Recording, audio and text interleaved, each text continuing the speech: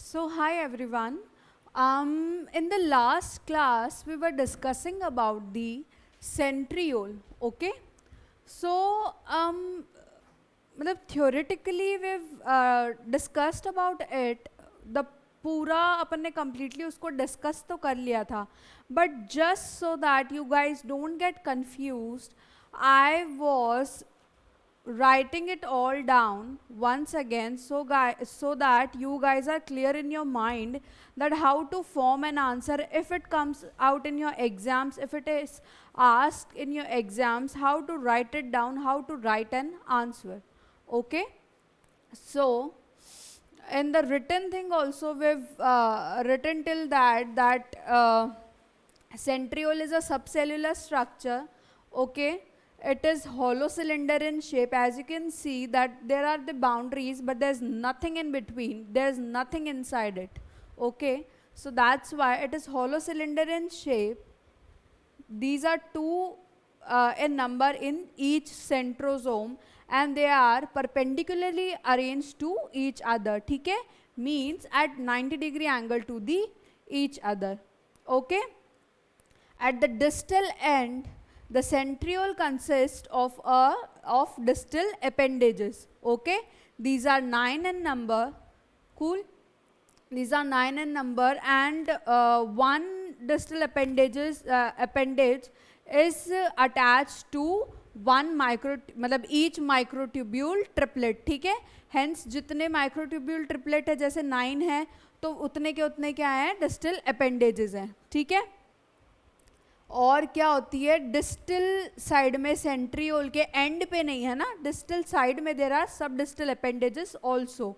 ये क्या होते हैं कि 3 से 4 ट्रिपलेट्स पे एक साथ अटैच्ड होते हैं. एक जो सब डिस्टल अपेंडेज है वो 3 से 4 पे क्या पेयर्स पे क्या होता है कि एक साथ अटैच्ड होता है. ठीक है, ये इंडिविजुअल एक एक ट्रिपलेट पे अरेंज नहीं है जैसे क्या था सब डिस्टल दीज डिस्टल अपेंडेजेस. ठीक है, now these centrosome, these centriole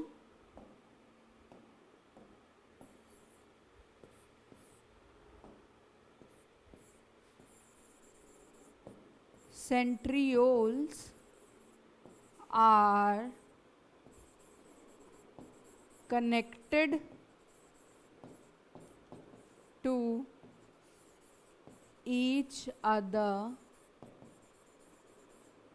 by interconnecting fibers. ठीक है,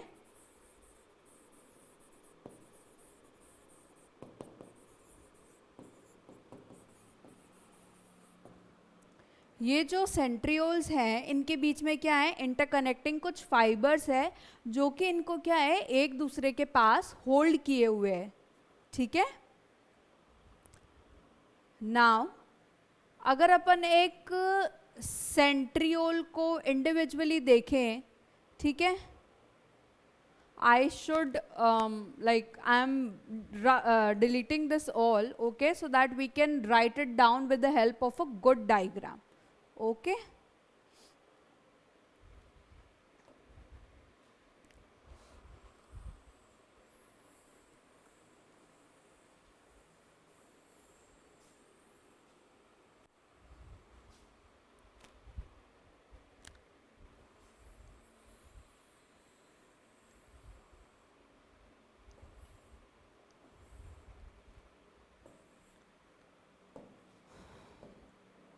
now the set मतलब हॉलो सिलेंडर जैसा, तो अगर अपन उसको पूरा एज अ शेप देखते हैं तो उसका हॉलो सिलेंडर का शेप है. But if we see a single centriole it forms a cartwheel like structure. ठीक है, the arrangement of the structures in the centriole forms a cartwheel like structure.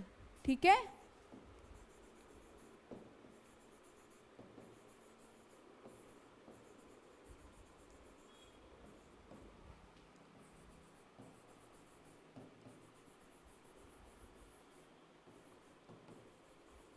cartwheel like structure. ठीक है, like this.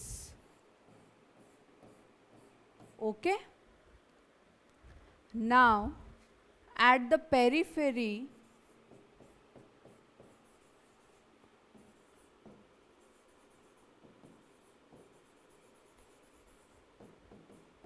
it consists of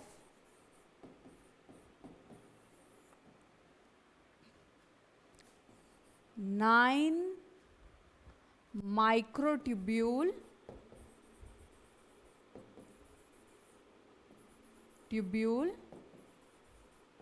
triplets.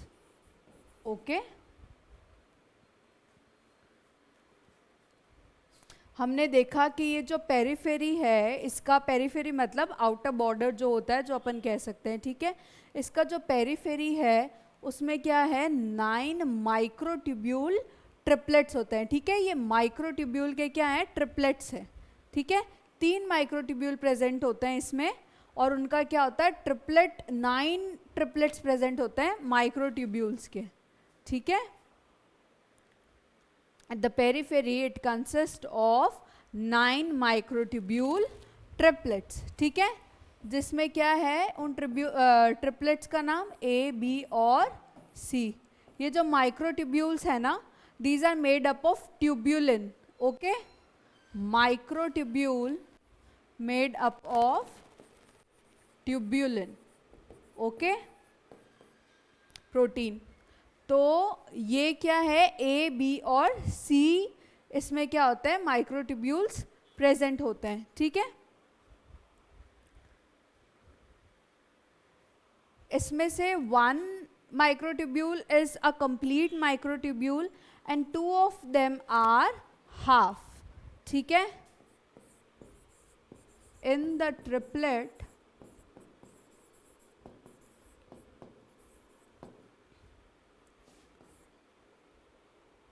one complete microtubule plus 2 half microtubule, ठीक है। जो बाकी के half है ना, वो क्या करते हैं कि एक दूसरे की वॉल को शेयर करते हैं, ठीक है। Just like this, suppose this is the full one, तो ये क्या कर रहा है, बी जो ट्यूब्यूलिन, जो बी वाला माइक्रोट्यूब्यूल है, वो क्या कर रहा है कि ए वाले की वॉल को शेयर कर रहा है, ठीक है। Now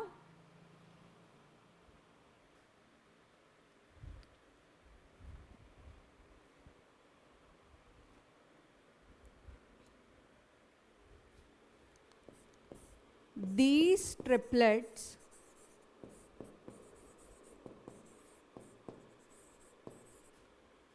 are arranged at an angle to each other, ठीक है।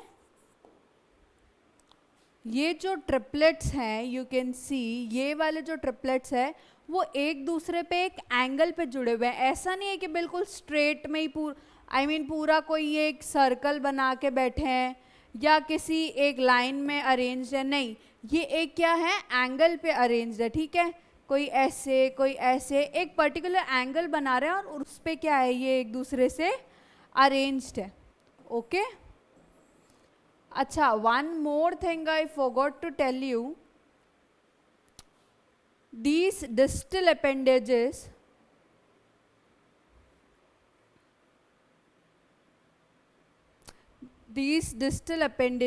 these are arranged at 50 degree, okay।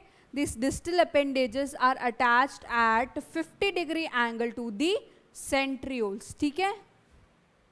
distal appendages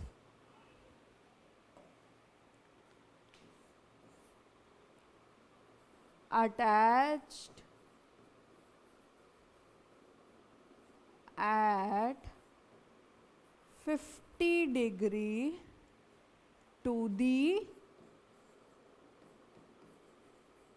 centriole, ठीक है।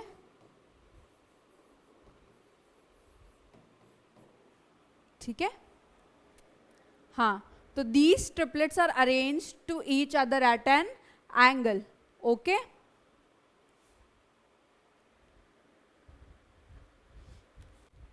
Now,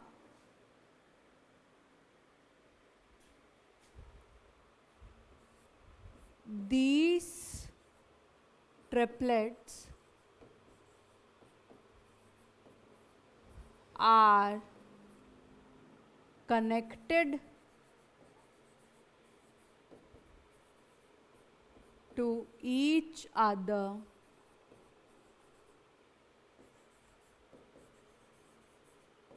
through AC linkers. ठीक है, ये क्या होते हैं, इस AC लिंकर से क्या होते हैं, एक दूसरे से अटैच्ड होते हैं. Why we name this connection, this bond as a AC linker? Because A, B, C in microtubules में है, A ट्यूबुलिन, B, C. ठीक है, अब इनका क्या है कि एक ट्रिपलेट का अगर A माइक्रोट्यूब्यूल है तो दूसरे वाले ट्रिपलेट का क्या हो जाएगा, ये C वाला माइक्रोट्यूब्यूल हो जाएगा. ठीक है,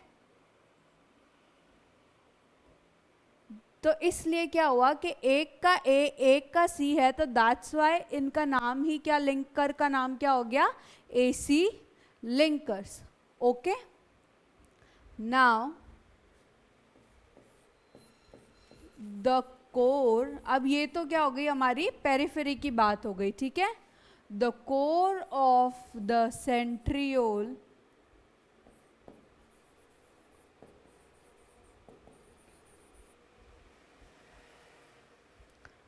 is known as central hub. Okay, इस कोर को, इस बीच के एरिया को सेंट्रियोल के हमने क्या कहा, सेंट्रल हब. ठीक है,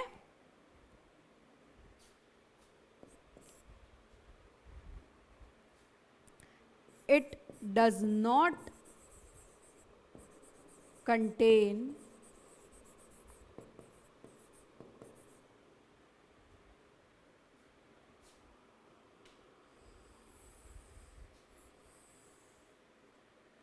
ये 3 में डिवाइड कर रही हूँ स्क्रीन को. First one is this, second one is this and third one would be this. ठीक है,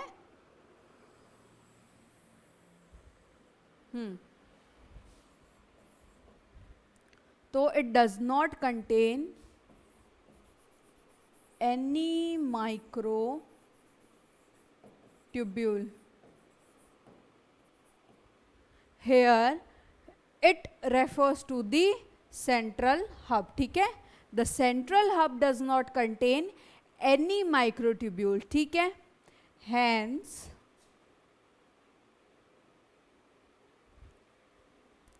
okay, we'll write it in the end. Okay, it does not contain any microtubule. Now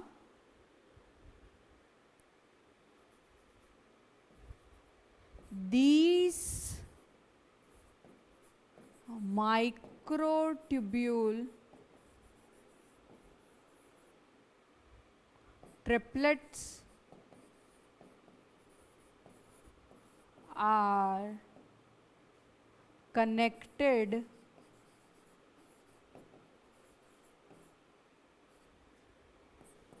to the central hub through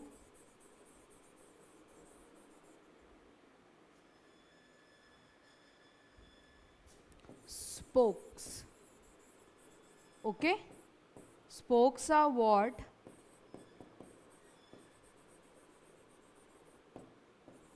filamentous structure. कुछ filaments क्या करते हैं कि central से emerge होते हैं, निकलते हैं. ठीक है, उन फिलामेंटस स्ट्रक्चर को हमने क्या कहा, स्पोक्स. ओके, तो these spokes connect the central hub to these microtubule. Through these spokes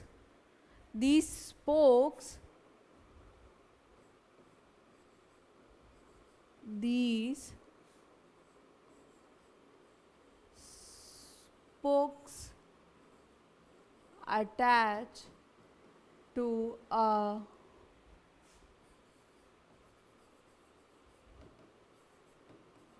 proteinaceous structure, जिसको हमने क्या कहा,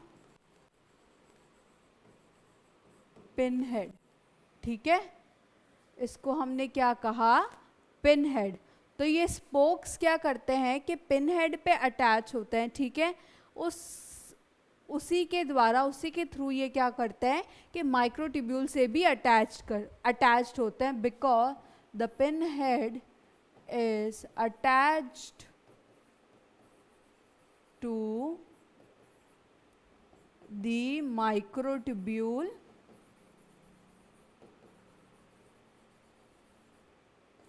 ट्रिपलेट्स. ठीक है, okay. So this was about the cartwheel structure of a centriole. ठीक है, अब we'll discuss about its duplication and then we'll come to the functions of the centrosome and the centriole. Okay. Acha, I forgot to mention it over here.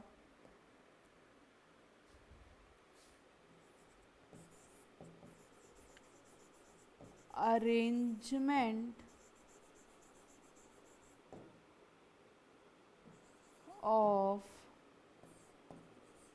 microtubule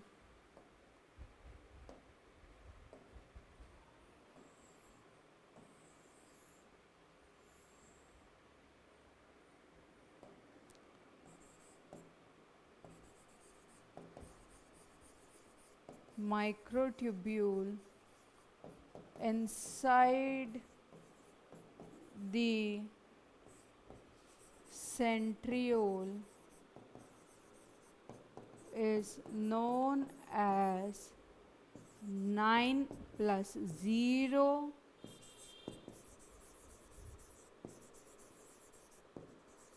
arrangement. ठीक है, why is it called as 9+0? Because the nine pairs of microtubules or the 9 triplets of the microtubules are arranged at the periphery and 0 number of microtubule is present in the central hub. ठीक है, तो 9+0. Okay, I don't have space over here. Okay, I will mention it here so that you guys don't forget. Okay.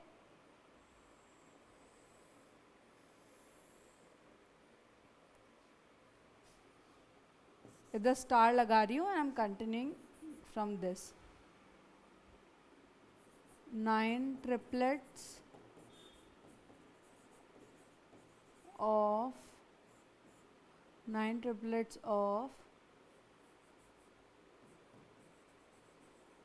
microtubule at periphery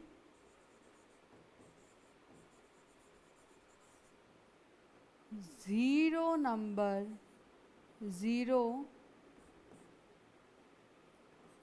microtubule at the center. ठीक है, इसलिए इसको क्या कहा जाता है, 9+0. Okay, you guys have to keep this thing in your mind कि 9+0 arrangement क्यों कहते हैं. और कभी भी क्वेश्चन आए, you guys are suppose to mention this thing, it will create a very good impact of you. Okay, now comes the centriole duplication.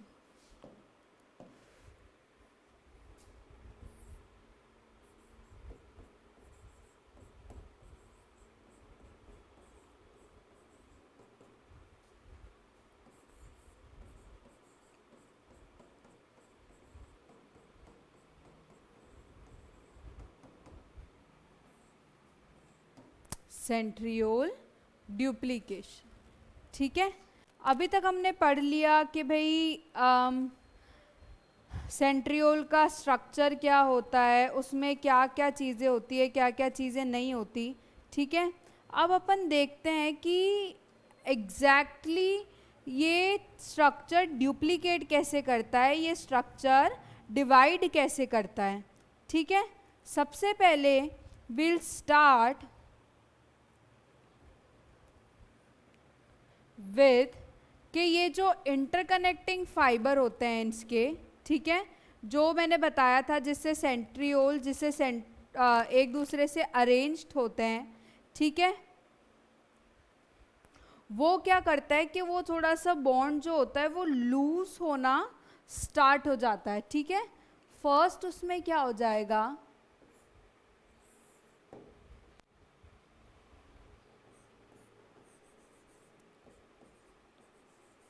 The interconnecting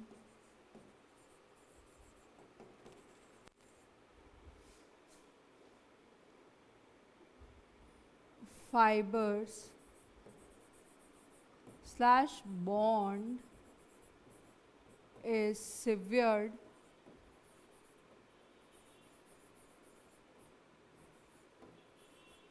between the two centrioles। ठीक है,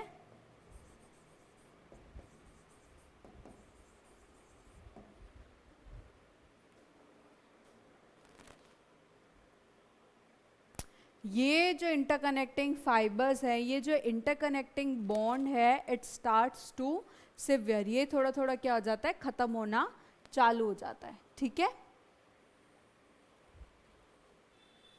then the second thing that happens is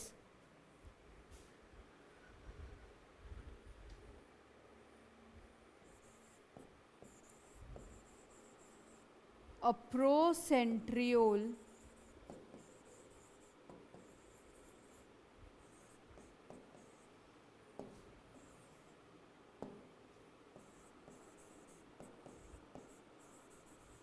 attaches to each of the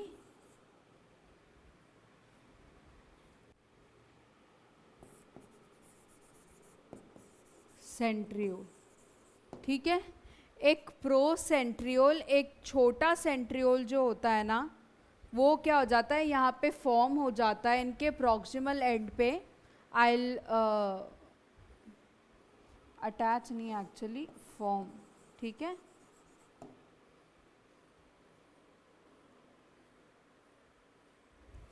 at their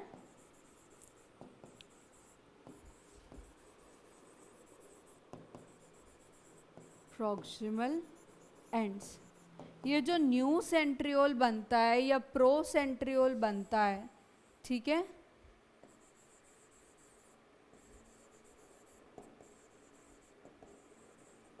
ठीक है, new centriole को हमने क्या बोला, pro centriole. ठीक है, what it does, it forms at the proximal end of the each centriole। ठीक है, सपोज ये सेंट्रियोल था अपना, ये नंबर 1, ये नंबर 2। ठीक है, इनके प्रॉक्सिमल एंड पे, मतलब यहाँ और यहाँ, प्रॉक्सिमल एंड मतलब जो एक दूसरे के पास वाला एंड है। ठीक है, प्रो सेंट्रियोल क्या होता है, यहाँ पे बनना चालू हो जाता है। Suppose this is the procentriole.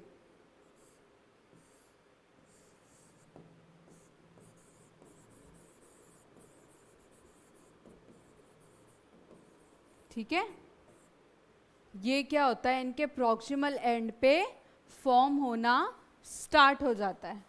ठीक है, और ये जो इवेंट होता है ये कब होता है सेल में, ड्यूरिंग दी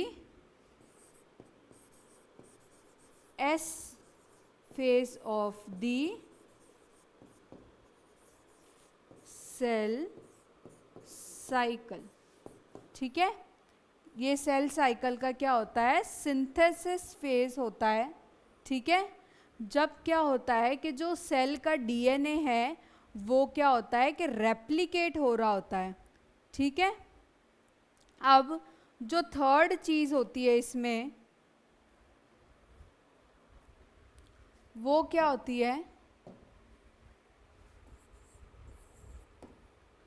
कि जो सेंट्रियोल है, या अब अपन उसको डॉटर सेंट्रियोल बोल सकते हैं, ठीक है।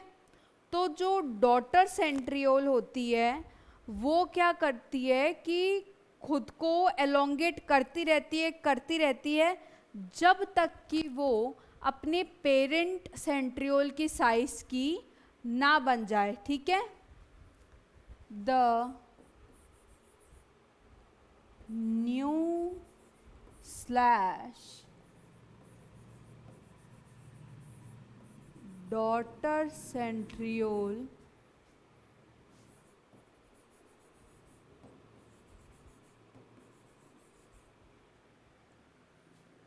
elongates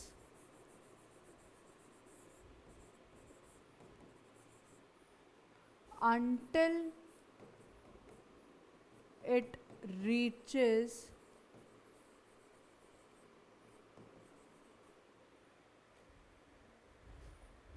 until it becomes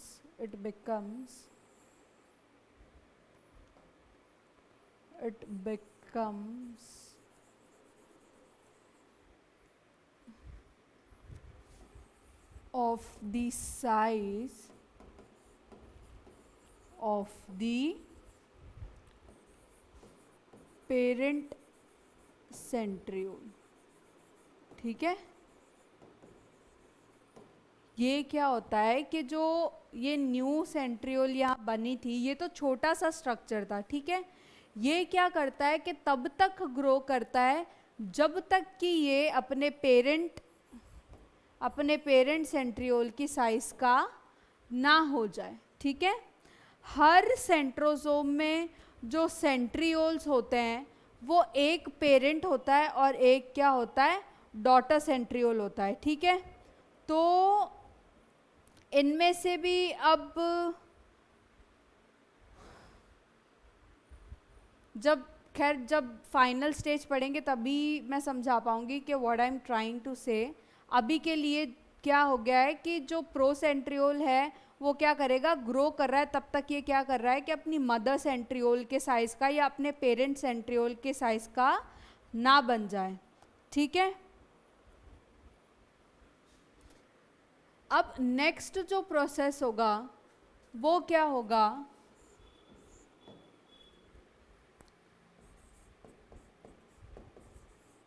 a tight link between the parent and daughter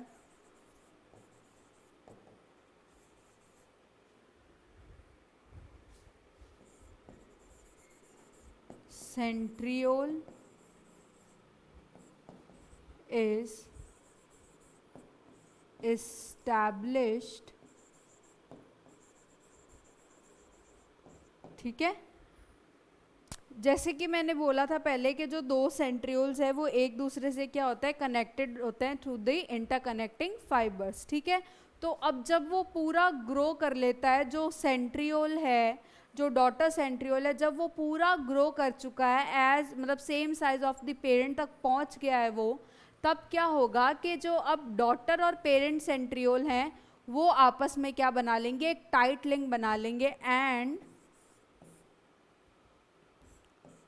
the link between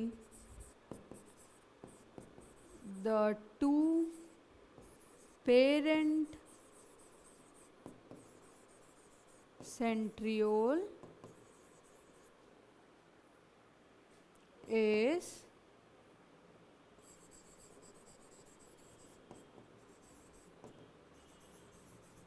completely broken now, ठीक है।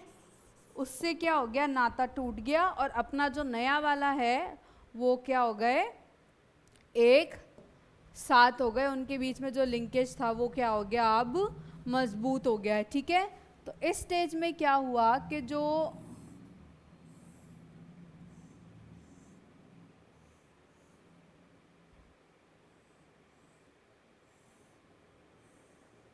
डॉटर सेंट्रियोल पेरेंट के साइज की हुई, ठीक है।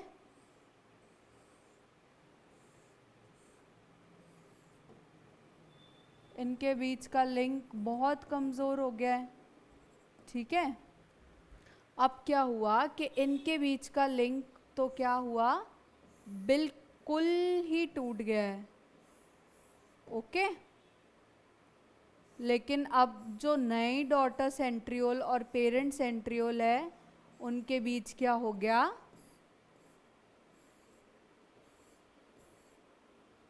लिंक बन गया, ठीक है, okay. Now the next thing that happens is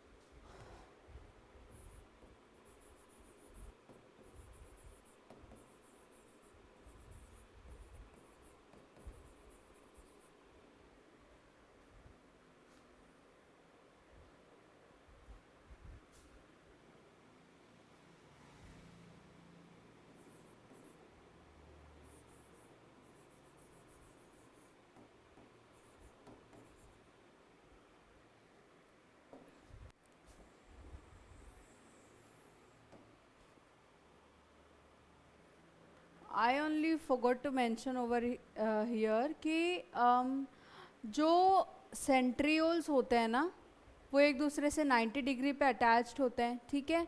तो ये जो सेंट्रियोल्स होते हैं उनका क्या होता है कि इनके अराउंड एक प्रोटीन का क्लाउड अरेंज्ड होता है, ठीक है।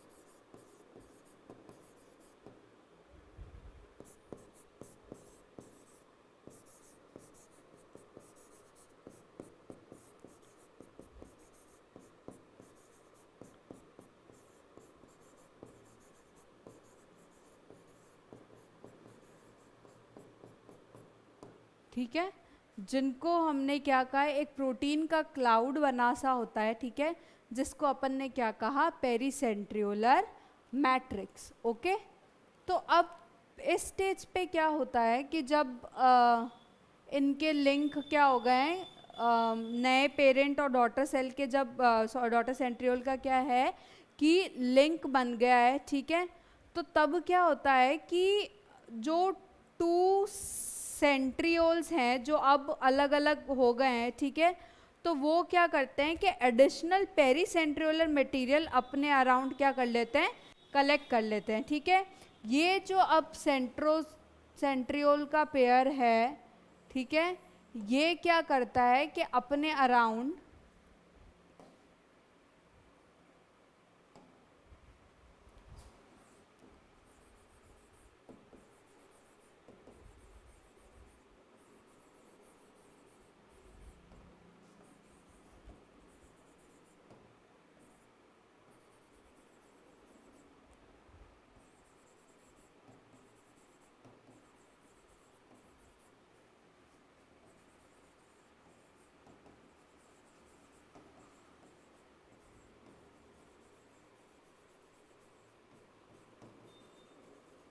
मोर पेरिसेंट्रियोलर मटेरियल अराउंड देम। अपन इसको क्या बोल सकते हैं, सेंट्रियोल का मैच्योरेशन भी बोल सकते हैं।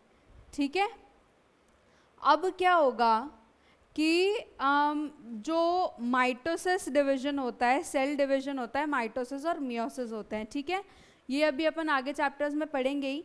तो उसमें माइटोसिस में क्या होता है कि 4 फेजेस होते हैं, प्रोफेज, मेटाफेज, एनाफेज और टीलोफेज। ठीक है, प्रोफेज, मेटाफेज, एनाफेज और टीलोफेज। इसमें अभी आपको दिमाग लगाने की ज़रूरत नहीं है, बट क्या होता है कि एट दी प्रोफेज ये सेंट्रियोल्स क्या करते हैं, सेंट्रियोल्स ये अपने अंदर से क्या करते हैं कि जनरेट करते हैं कुछ स्पिंडल फाइबर्स को। ठीक है, ताकि ये क्या कर सके, एक दूसरे से दूर भाग सकें। ठीक है, मतलब एक दूसरे से अवे मूव कर सके। ये क्या होता है कि सेल डिवीजन का पार्ट होता है। ठीक है, ताकि हर एक सेल को, जब सेल डिवाइड हो रही है, 1 से 2 सेल बनेगी ना, 1 से ये दूसरी सेल भी बनेगी आगे जाके डिवाइड होके। तो इससे क्या होता है कि भाई ताकि ये एक दूसरे से अवे हो जाए सेंट्रियोल का पेयर, ताकि हर एक सेल को एक एक सेंट्रियोल का पेयर मिल जाए। तो जो प्रोफेज फेज होता है माइटोसिस का, उसमें क्या करते हैं, centrioles generate spindle fibres from them and start to move away from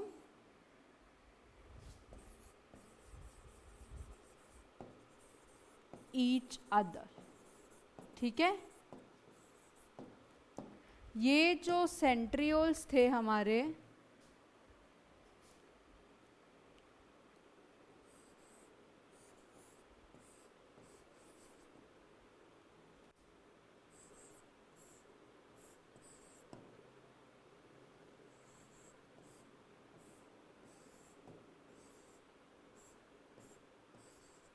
इन्होंने क्या किया, अपने अंदर से ऐसे स्पिंडल फाइबर्स निकाले। ठीक है, जनरेट किए, ताकि ये क्या कर सके, एक दूसरे से दूर मूव कर सके। ठीक है, फिर एट द मेटाफेज, प्रोफेज के बाद का माइटोसिस का फेज क्या होता है, मेटाफेज। ठीक है, at the metaphase, at the metaphase these centrioles move at opposite poles। ठीक है, ये बिल्कुल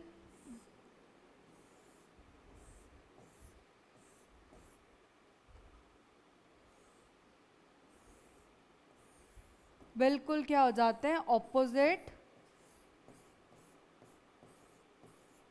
मूव कर जाते हैं, सेल के अलग अलग एंड्स पे पहुंच जाते हैं। ठीक है, ये जो स्पिंडल फाइबर्स बना के ये जो सेल्स हैं वो क्या करते हैं, एक दूसरे के बिल्कुल ऑपोजिट पोल्स पे पहुंच जाते हैं। ठीक है, अब इसके बीच में एक क्रोमोसोम अटैच होता है, बट ये सारी डिटेल्स पे अभी ध्यान देने की ज़रूरत नहीं है। बट कुल मिला के अभी क्या बात है कि सेंट्रियोल्स जो होते हैं वो सेल के बिल्कुल ऑपोजिट पोल्स पे, बिल्कुल ऑपोजिट साइड्स पे पहुंच जाते हैं। Then what happens, the cell divides and each cell now has a pair of centriole. ठीक है, अब क्या हुआ कि सेल क्या कर लेती है, डिवाइड कर लेती है. ठीक है, एक सेंट्रियोल जाता है एक सेल में, दूसरा सेंट्रियोल जाता है दूसरे सेल में. ठीक है, तो this completes our centriole duplication. Now I guess you know कि मैंने स्टार्टिंग में क्या कहा था कि हर एक सेल में एक डॉटर सेंट्रियोल होता है और एक पेरेंट सेंट्रियोल होता है. ठीक है, एक पेरेंट सेंट्रियोल था. ठीक, उससे क्या हुआ, एक न्यू सेंट्रियोल अटैच हुआ, बड़ा हुआ उसी के जितना, उससे क्या किया, लिंक्स बनाए. ठीक है, फिर वैसा ही हो गया जैसे नॉर्मल सेंट्रियोल था, तो उसमें इसमें से एक तो क्या है, पुराना वाला सेंट्रियोल था ना, और एक नया है. ठीक है, तो एक मदर सेंट्रियोल है, मदर सेंट्रियोल, और एक क्या है, डॉटर सेंट्रियोल. ठीक है, ये आई वुड लाइक कि आप लोग हमेशा स्टार में मेंशन करना कि each cell has one mother and one daughter centriole. ठीक है,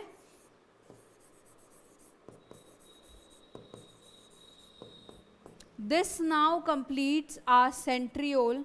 लास्ट में एक और चीज रह गई है, जो कि क्या है कि सेंट्रियोल का फंक्शन क्या होता है. ठीक है, तो functions of centriole, it helps in cell division. ठीक है, अभी अपन ने देखा कि ये ऑपोजिट पोल्स पे जाते हैं, स्पिंडल वगैरह बनाते हैं, क्रोमोसोम्स अटैच होते हैं उसमें, ये सब लंबी कथा है, लेकिन it helps in cell division. Okay, it also help in cytokinesis.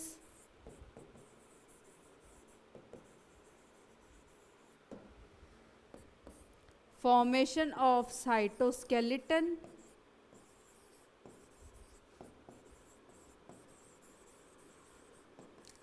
ये सब सेंट्रोजोम्स के मैं फंक्शन बता रही हूँ, है ना, सॉरी सेंट्रियोल के नहीं, सेंट्रोजोम के. ठीक है, and cell signalling pathway.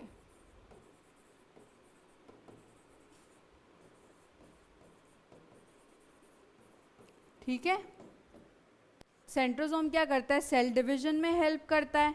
Cytokinesis क्या होता है, सेल डिवीजन का एक स्टेज होता है जिसमें जो सेल है वो डिवाइड करता है. ठीक है, पूरा प्रोसेस नहीं, वो पर्टिकुलर इवेंट जहाँ पे क्या होता है, सेल डिवाइड कर रहा होता है, दो में कन्वर्ट होता है. ठीक है, फॉर्मेशन ऑफ साइटोस्केलेटल, अपन ने देखा था कि ये क्या होता है, माइक्रोट्यूब्यूल प्रोड्यूसिंग फैक्ट्री होती है. ठीक है, तो माइक्रोट्यूब्यूल्स क्या होता है, एक बहुत इंपॉर्टेंट पार्ट होता है साइटोस्केलेटन का, एक सेल का ढांचा बना के रखने में उनका क्या होता है, काफ़ी इंपॉर्टेंट रोल होता है.